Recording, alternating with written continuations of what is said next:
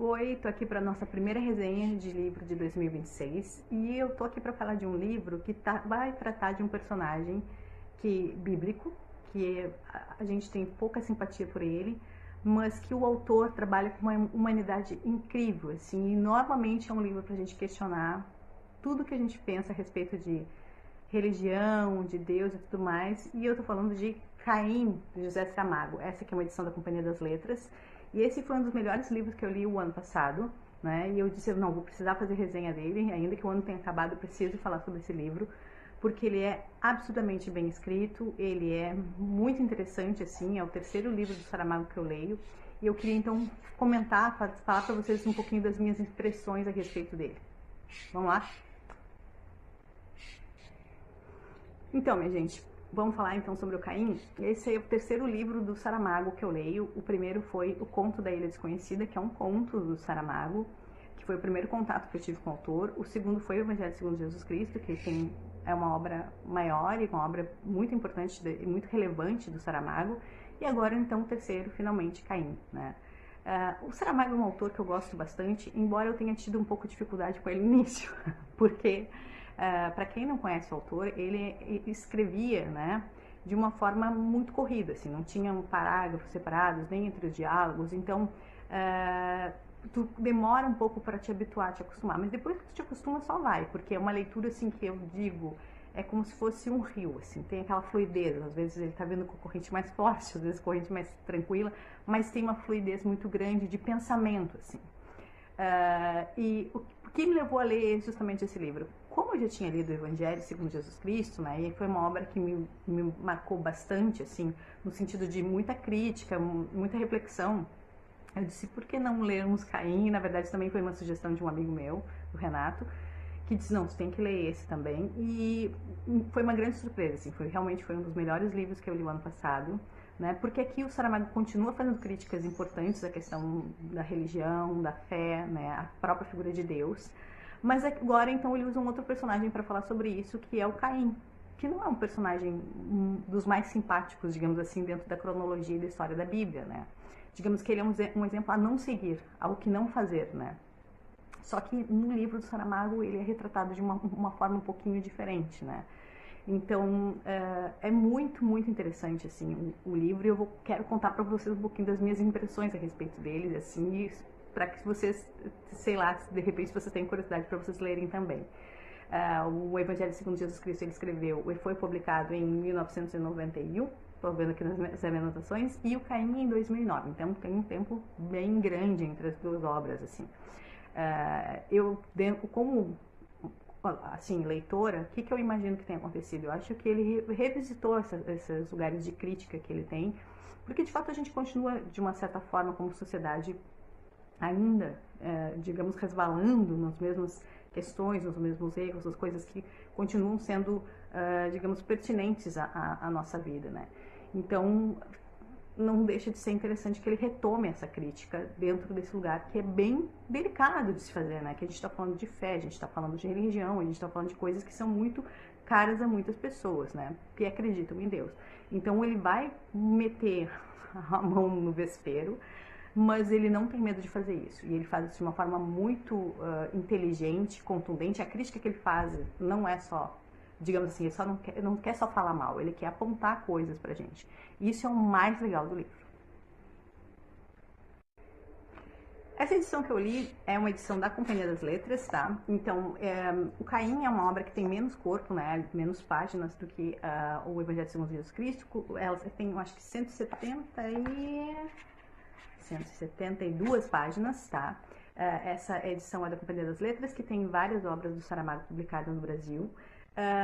E aqui é interessante a gente parar para analisar, assim, para pensar que o Saramago escolhe o Caim para falar, agora, não uma figura, porque quando tu fala de Jesus Cristo, tu tá falando de alguém que é um símbolo máximo dentro da questão, o alicerce do cristianismo, né? Aqui não, a gente tá falando de um personagem que é desprezado, que é, digamos assim, que ele não é bem visto, digamos assim, né? Então, utilizar esse personagem para fazer críticas é interessante, tá? E como é que começa o livro? Começa lá com Adão e Eva, né? Paraíso e tudo mais, antes deles serem expulsos.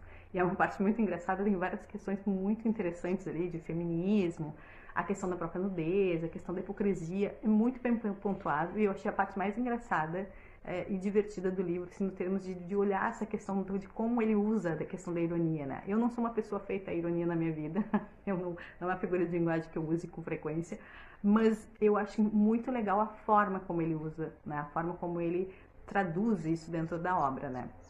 Aí depois, então, são expulsos do paraíso, tem os filhos, Caim e Abel, e a gente sabe que Caim mata Abel por ciúmes, digamos assim, né? Só que aqui na obra do Saramago não é só isso, é mais complexo do que isso, porque o Caim, ele era um filho, ele amava o irmão dele, né? Só que Deus recusa uma oferenda, né? Ele recusa uma oferta que o Caim faz, só aceita do Abel, e aí é que dá o problema, e aí o Caim vem assassinar o próprio irmão. Quando Deus vai falar com Caim e perguntar por que fizeste com teu irmão, etc e tal, o Caim não se faz de rogado e diz, olha, eu te tenho responsabilidade, mas não foi culpa só minha, não, a culpa também é tua, né? A culpa também é tua, porque se eu tivesse aceitado a minha oferta, nada disso teria acontecido.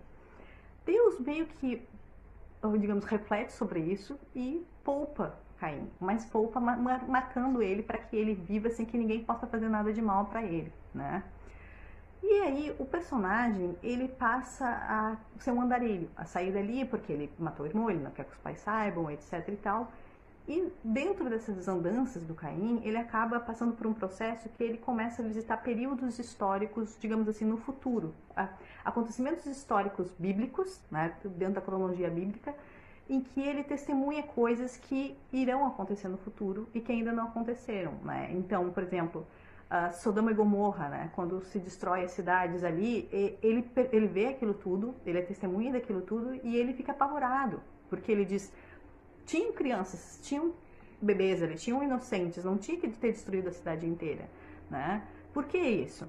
Né? Então, o Caim é um personagem que questiona muito a questão da justiça divina, a justiça e a violência que muitas vezes vem da ira de Deus, né?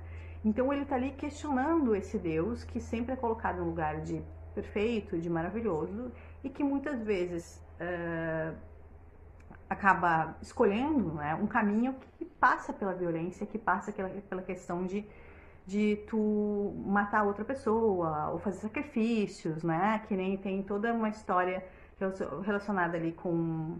Qual é o personagem da Bíblia agora que eu não vou me lembrar? Bom, Noé, acaba acontecendo um problema com Noé também. Eu acho que não é o Jó, eu acho que é. Então tem vários personagens bíblicos que acabam cruzando, ele cruza com esses personagens e ele fica assim indignado. Por que está acontecendo isso com essas pessoas? Por que Deus permite que essas coisas aconteçam, né? Então ele questiona muito isso. E isso é muito interessante da gente observar, porque a gente fica sempre naquele lugar de achar que Deus é perfeito e Deus não comete injustiças. E aqui o personagem está justamente dizendo o contrário. Não, isso que está acontecendo com essas pessoas não é justo, isso não é certo, isso não pode vir de um Deus que seja benevolente, né? Então esse é o grande questionamento que o Caim vai se fazer durante todo o percurso da vida dele ali, que a gente vai acompanhar com a leitura do livro. Então eu fui verificar, era Jó mesmo, né? Foi o personagem que Deus e o diabo fazem uma aposta sobre o comportamento de Jó, se ele vai ser fiel a Deus ou não. E aí ele passa por várias coisas que o diabo faz com ele, né? Para testar a fé dele, e ele se mantém fiel ali a Deus. Mas só que o Caim não entende isso. Por que ele precisa passar por tudo isso, né? Para mostrar se ele sempre foi fiel, ele sempre fez tudo certo, ele não precisava provar nada para ninguém, mas por uma aposta, né? Então é muito interessante ser colocado isso dentro, digamos assim, esse questionamento de um personagem que comete um erro, que mata o próprio irmão, né? Só que o Caim aqui, ele é um personagem que ele não é 100% ruim, né? Como ninguém é, e eu acho isso muito legal, porque o Saramago traz isso pra gente, esse questionamento. O Caim, inclusive, é um homem que tem bastante princípios, assim, ele o grande erro da vida dele foi esse, ele acha que ele fez errado, ele não acha que ele fez certo, ele passa a vida atormentado por isso, mas ao mesmo tempo ele tem coisas que ele questiona, né? Ele questiona, e justamente ele questiona porque talvez matar o irmão dele tenha sido o maior peso vindo de uma coisa que Deus poderia não ter deixado isso de lado, deveria ter feito isso, né? Então tem vários personagens que vão passando por questões dentro da cronologia bíblica em tempos diferentes, porque ele viaja no tempo e ele vê isso, né?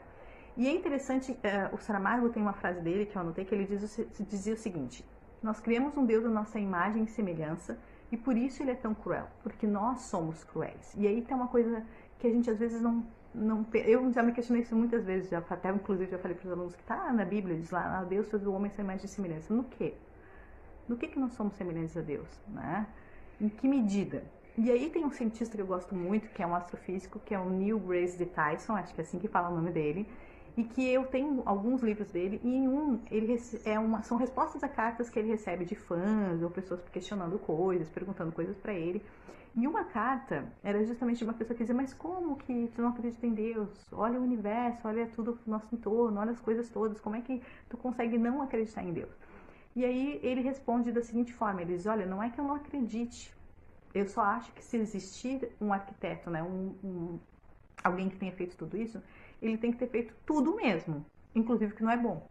Ele tem que ser responsável por tudo que é criado, tudo que existe, não só o que é bom, né? Então eu acho que nesse lugar eu consigo comparar esses dois pensamentos de pessoas tão diferentes, que é o do Saramago e desse cientista, mas que estão reconhecendo a necessidade que a gente tem de ver por Deus por inteiro, não só fragmentado no que a gente gostaria de como ele fosse, né? Tem uma parte aqui também bem interessante, que é na página aí do livro, né? A página 81, que vai dizer, bem no finzinho, diz o seguinte: a história dos homens é a história dos seus desentendimentos com Deus. Nem ele nos entende a nós, nem nós o entendemos a ele. Talvez realmente seja por aí, tá? Mas o livro é fantástico, assim, e eu acho que eu acho que já falei isso em algumas outras resenhas minhas, vou me tornar repetitiva, mas quem não me conhece vai ver pela primeira vez, vai ver então, que eu acredito na necessidade que a gente tenha de se questionar muitas coisas. Eu acho que a fé cega, ou qualquer tipo de ideologia, ou qualquer tipo de coisa que a gente não questione, que a gente assuma aquilo como verdade absoluta, é perigoso, né? Seja em qualquer lugar que a gente vá, qualquer coisa que a gente adote de uma forma muito radical, sem se abrir para ouvir outras perspectivas, outras histórias, é complicado. E eu acho muito perigoso, né? Então, eu acho que o Saramago ele tem essa grande peculiaridade e essa grande, digamos assim, característica mesmo de ser um autor que está ali para questionar coisas e para justamente, muitas vezes, mostrar coisas que a gente não quer olhar, a gente não quer ver. Tipo, ele disseca o corpo, ele disseca ali o cadáver, ele diz: olhem, se vocês querem entender alguma coisa, olhem para dentro das próprias feridas, né?